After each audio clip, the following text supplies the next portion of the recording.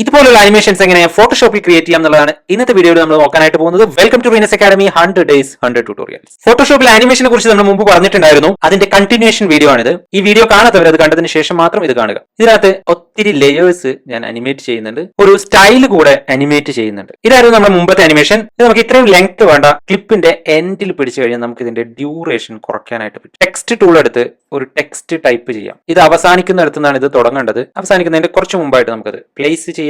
മുഴുവൻ opacity start ചെയ്യേണ്ട അവിടെ കീ ഫ്രെയിം ആഡ് ചെയ്യാം. ഇത് അവസാനിക്കുന്നിടത്തും ഒരു കീ ഫ്രെയിം ആഡ് ചെയ്യാം. സോ ഇതിന്റെ രണ്ടിന്റെ ഇടയിലുള്ള ഒപ്പാസിറ്റി 100% ആയിരിക്കും. ഇനി നമുക്ക് സ്റ്റാർട്ടിങ്ങിൽ ഒരു കീ ഫ്രെയിം കൂടെ ആഡ് ചെയ്യാം. ഒപ്പാസിറ്റി നമുക്ക് 0 ആക്കി വെക്കാം. അവസാനത്തേക്ക് കൊണ്ടുപോകുന്നു, അവിടെയും 0 ആക്കി വെക്കാം. ഇനി നമുക്ക് മെയിൻ ടൈറ്റിൽ ആഡ് ചെയ്യണം. ബെവൽ എംപോസ് എഫക്റ്റ് ആഡ് ചെയ്യുന്നു ആൻഡ് കളർ ഓവർലേ കൂടെ ആഡ് ചെയ്യും. ഇതിന്റെ പ്രോപ്പർട്ടീസ് ഓപ്പൺ ചെയ്യാം. ഇതും നേരത്തെ നമ്മൾ ചെയ്തവരെ ഒപ്പാസിറ്റി ഞാനൊന്ന് അനിമേറ്റ് ചെയ്യുന്നു. സ്റ്റൈലിൽ ഒരു കീ ഫ്രെയിം ആഡ് ചെയ്യുന്നു.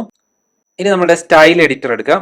ഇതിൽ ഏത് വേണമെങ്കിലും നമുക്ക് അനിമേറ്റ് ചെയ്യാം. ഞാൻ തൽക്കാലം ആംഗിൾ അനിമേറ്റ് ചെയ്യുന്നു. Look, that's all. Thanks for watching. See on the next video.